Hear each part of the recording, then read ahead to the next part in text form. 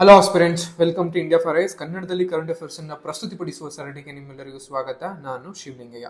So ನಾವು ಇವತ್ತು discuss ಮಾಡ್ತಿರುವಂತ topic ಬಂದು ಪ್ರಿಡೇಟರಿ ಪ್ರೈಸಿಂಗ್ ಅಂತ ಕರಿತೀವಿ, ಅಥವಾ ಕನ್ನಡದಲ್ಲಿ ಪರಭಕ್ಷಕ ಬೆಲೆ ಅಂತ ಕರೀತೀವಿ. ಏನಿದು ಪ್ರಿಡೇಟರಿ ಪ್ರೈಸು, ಏನಕ್ಕೆ ಕಾಂಟೆಕ್ಸ್ಟ್ ಅಲ್ಲಿ ಇತ್ತು, ಅಥವಾ ಏನಕ್ಕೆ ನ್ಯೂಸ್ ಅಲ್ಲಿ ಇತ್ತು, ಸೊ ಏನಿದು ಪರಭಕ್ಷಕ ಬೆಲೆ ಅಂದ್ರೇನು, ಹೇಗೆ ವರ್ಕ್ ಆಗುತ್ತೆ ಎಂಬಿತ್ಯಾದಿ ಮಾಹಿತಿಯನ್ನ ಈ ವಿಡಿಯೋದಲ್ಲಿ ತಿಳ್ಕೊತಾ ಹೋಗೋಣ. ಸೊ ಮೊದಲಿಗೆ ಪರಭಕ್ಷಕ ಬೆಲೆ ಏನಕ್ಕೆ ಕಾಂಟೆಕ್ಸ್ಟ್ ಇತ್ತು, ಅಥವಾ ಪ್ರಿಡೇಟರಿ ಪ್ರೈಸಿಂಗ್ ಏನಕ್ಕೆ ಇತ್ತು ಬಂದಾಗ, ಇತ್ತೀಚೆಗೆ ಭಾರತೀಯ ಸ್ಪರ್ಧಾ ಆಯೋಗ ಅಂತ ನಾವೇನ್ ಕರಿತೀವಿ, ಈ ಆಯೋಗವು ನ್ಯಾಯಯುತ ಸ್ಪರ್ಧೆಯನ್ನ ಅಥವಾ ಬೆಲೆ ನಿಗದಿಯನ್ನ ಪರಿಶೀಲಿಸೋದಕ್ಕೋಸ್ಕರ ಹೊಸ ವ್ಯಾಖ್ಯಾನವನ್ನ ಸೂಚಿಸಿತ್ತು. ಸೊ ಅದರಿಂದಾಗಿ ಈ ಪರಭಕ್ಷಕ ಬೆಲೆ ಅನ್ನುವಂಥದ್ದು ಅಥವಾ ಪ್ರಿಡೇಟರಿ ಪ್ರೈಸಿಂಗ್ ಅನ್ನುವಂಥದ್ದು ಸುದ್ದಿನಲ್ಲಿತ್ತು. ಹಾಗಾದ್ರೆ ಏನಿದು ಪರಭಕ್ಷಕ ಬೆಲೆ ಅಂತ ನೋಡ್ತಾ ಬಂದಾಗ, ಸ್ಪರ್ಧಾತ್ಮಕ ಕಾಯ್ದೆ 2002 ಪ್ರಕಾರ ಸ್ಪರ್ಧಾತ್ಮಕ ಬೆಲೆ ಅನ್ನುವಂಥದ್ದು ಸ್ಪರ್ಧೆಯನ್ನ ಕಡಿಮೆ ಮಾಡಲು ಮತ್ತು ಸ್ಪರ್ಧಿಗಳನ್ನು ತೊಡೆದು ಹಾಕುವ ಉದ್ದೇಶದಿಂದ ಒಂದು ಸರಕು ಅಥವಾ ಸೇವೆಯ ಬೆಲೆಯನ್ನ ವೆಚ್ಚಕ್ಕಿಂತ ಕಡಿಮೆ ಬೆಲೆಗೆ ನಿಗದಿಪಡಿಸುವುದನ್ನ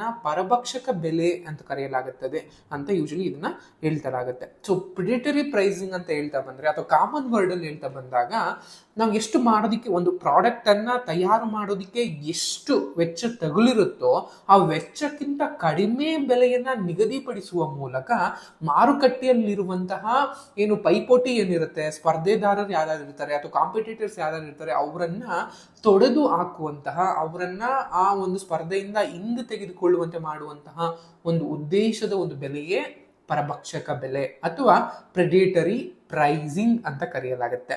ಸೊ ಇದನ್ನ ಒಂದು ಸ್ಪರ್ಧಾತ್ಮಕ ವಿರೋಧಿ ಅಭ್ಯಾಸ, ಪ್ರಾಕ್ಟೀಸ್ ಅಂತ ಕರೀತಾರೆ. ಯಾಕಂದ್ರೆ ಇದು ಒಂದು ಹೆಲ್ತಿ ಆದಂತಹ, ಒಂದು ಆರೋಗ್ಯಕರವಾದಂತಹ ಒಂದು ಸ್ಪರ್ಧೆಯನ್ನ ಏರ್ಪಡಿಸೋದಿಲ್ಲ, ಅದ್ರ ಬದಲಿಗೆ ಸ್ಪರ್ಧೆಯನ್ನ ಹಾಳು ಮಾಡುತ್ತೆ. ಜನರಿಗೆ ಏನ್ ಬೇಕು, ಜನರಿಗೆ ಕಮ್ಮಿ ಬೆಲೆನಲ್ಲಿ ಒಂದೊಳ್ಳೆ ಮೌಲ್ಯಯುತವಾದಂತಹ ಸರಕು ಸೇವೆಗಳು ಬೇಕಿರುತ್ತೆ. ಸೊ ಯಾವಾಗ ನಾವು ಮಾರುಕಟ್ಟೆಯಲ್ಲಿ ಇರುವಂತಹ 4-5 ಪ್ರಾಡಕ್ಟ್ಗಳಿಗಿಂತ ನನ್ನ ಪ್ರಾಡಕ್ಟ್ ತುಂಬಾನೇ ಕಮ್ಮಿ ಬೆಲೆಯಲ್ಲಿ ಕೊಡ್ತೀನಿ, ಆಟೋಮೆಟಿಕಲಿ ಎಲ್ಲರೂ ಕೂಡ ನನ್ನ ಪ್ರಾಡಕ್ಟ್ ಅನ್ನೇ ಬೈ ಮಾಡೋದಕ್ಕೆ ಶುರು ಮಾಡ್ತಾರೆ.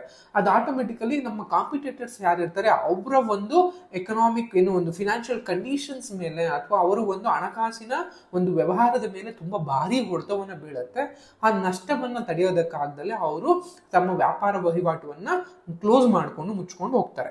ಸೊ ಆ ಮೂಲಕ ಏಕಸ್ವಾಮ್ಯವನ್ನ, ಮಾರುಕಟ್ಟೆನಲ್ಲಿ ಮೊನೋಪೊಲಿಯನ್ನ ಸೃಷ್ಟಿಯನ್ನ ಮಾಡಲಾಗುತ್ತೆ. ಆ ನಂತರ ತನ್ನ ಸರಕುಗಳ ಬೆಲೆಯನ್ನ ಹೆಚ್ಚಳ ಮಾಡುವಂಥದ್ದು. ಯಾಕೆಂದ್ರೆ ಅವಾಗ ಯಾರು ಮಾರ್ಕೆಟ್ ಅಲ್ಲಿ ಇರಲ್ಲ, ಒಬ್ಬ ಸಪ್ಲೈಯರ್ ಇದ್ದಾಗ ಆಟೋಮೆಟಿಕಲಿ ಆ ಪ್ರಾಡಕ್ಟ್ ಅಂಡ್ ಏನು ಗೂಡ್ಸ್ ಅಂಡ್ ಸರ್ವಿಸಸ್ ಇರುತ್ತೆ, ಅಥವಾ ಪ್ರಾಡಕ್ಟ್ಗಳು ಏನಿರ್ತವೆ ಅದ್ರ ಬೆಲೆಯನ್ನ ಹೆಚ್ಚಳ ಮಾಡುವಂಥದ್ದು. ಇದನ್ನ ನಾವು ಪ್ರಿಡೇಟರಿ ಪ್ರೈಸಿಂಗ್ ಅಥವಾ ಅಂತ ಕರೆಯಲಾಗುತ್ತೆ.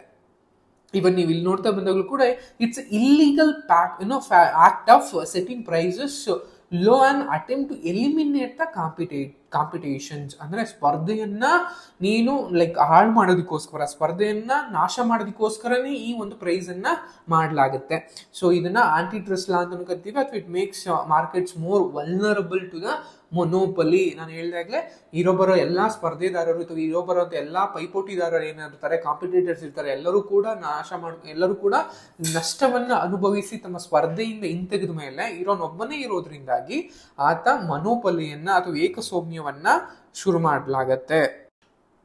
ಅಂಡ್ ಹೇಗೆ ವರ್ಕ್ ಆಗುತ್ತೆ ಅಂತ ಬಂದಾಗ, ನಿಮ್ಗೆ ಈ ಒಂದು ಮ್ಯಾಪ್ ಅನ್ನ ನೋಡ್ತಾ ಬಂದಾಗ ಯೂಶಲಿ ಗೊತ್ತಾಗ್ಬಿಡುತ್ತೆ. ಒಂದು usually company A sells product ಅಷ್ಟು ಲೋಯೆಸ್ಟ್ ಕಾಸ್ಟ್ ಇರುತ್ತೆ, company A faces extreme losses ಆಗುತ್ತೆ. ಸೊ ಆದ್ರೂ ಕೂಡ competitors leave the market as they cannot compete. So then company A becomes monopoly, then company A starts selling product at higher prices.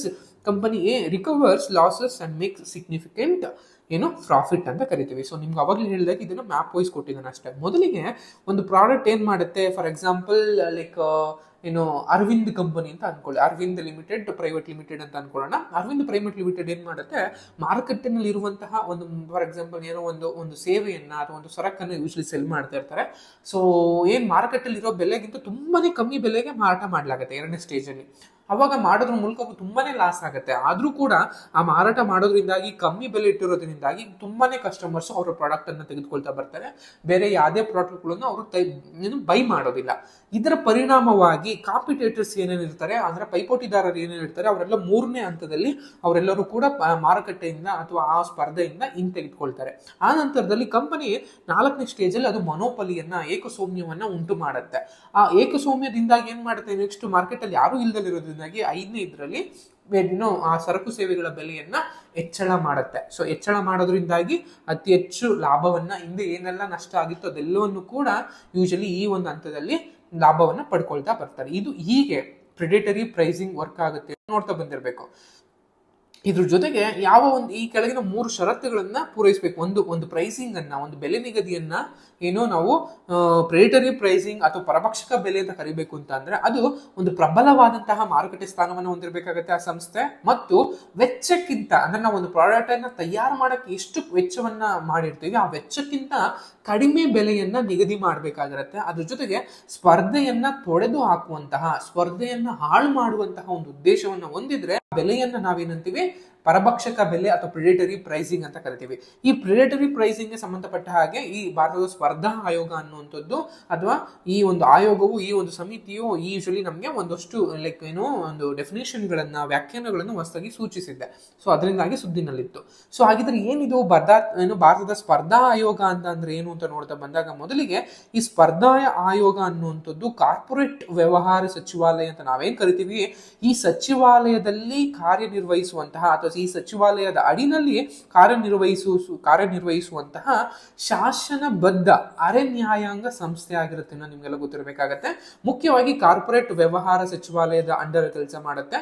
And ಇದೊಂದು ಶಾಸನಬದ್ಧವಾದಂತಹ ಮತ್ತು ಅರೆ ನ್ಯಾಯಾಂಗ ಒಂದು ಸಂಸ್ಥೆಯಾಗಿ ಇದನ್ನ ಮಾಡಲಾಗುತ್ತೆ. ಅಂಡ್ ಇದನ್ನ ಕಾಂಪಿಟೇಷನ್ ಏನು ಇದೆ ಆಕ್ಟ್ ಏನಿದೆ ಅಥವಾ ಏನಿದೆ ಒಂದು ಆಯೋಗವೇನಿದೆ ಇದನ್ನ ನಾವು usually competition commission of India ಅಂತ ನಾವೇನ್ ಕರ್ಕೋತೀವಿ. ಇದನ್ನ 2002ರ ಒಂದು ಸ್ಪರ್ಧಾ ಕಾಯ್ದೆಯಡಿ ಇದನ್ನ ಶುರು ಮಾಡಲಾಗುತ್ತೆ.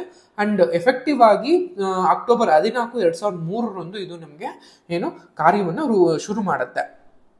ಇದ್ರ ಮುಖ್ಯ ಉದ್ದೇಶಗಳು ಏನೇನು ನೋಡ್ತಾ ಬಂದಾಗ ಸ್ಪರ್ಧೆಯ ಮೇಲೆ ಪ್ರತಿಕೂಲ ಪರಿಣಾಮ ಬೀರುವ ಅಭ್ಯಾಸಗಳನ್ನ ತೊಡೆದು ಹಾಕೋದಾಗಿರ್ಬೋದು, ಸ್ಪರ್ಧೆಯನ್ನ ಉತ್ತೇಜಿಸೋದಾಗಿರ್ಬೋದು, ಅಥವಾ ಆರೋಗ್ಯಕರವಾದಂತಹ ಸ್ಪರ್ಧೆಯನ್ನು ಉಳಿಸಿಕೊಳ್ಳುವಂಥದ್ದು, ಗ್ರಾಹಕರ ಹಿತಾಸಕ್ತಿಗಳನ್ನ ರಕ್ಷಿಸುವಂಥದ್ದು, ಭಾರತ ಮಾರುಕಟ್ಟೆಗಳಲ್ಲಿ ಒಂದು ವ್ಯಾಪಾರ ಸ್ವಾತಂತ್ರ್ಯವನ್ನು ಖಚಿತಪಡಿಸಿಕೊಳ್ಳುವಂಥದ್ದು ಈ ಕಾಂಪಿಟೇಷನ್ ಕಮಿಷನ್ ಆಫ್ ಇಂಡಿಯಾದ ಒಂದು ರೋಲ್ಸ್ ಆಗಿರುತ್ತೆ ಅನ್ನುವಂಥದ್ದು ತಿಳ್ಕೊಂಡಿರ್ಬೇಕಾಗತ್ತೆ.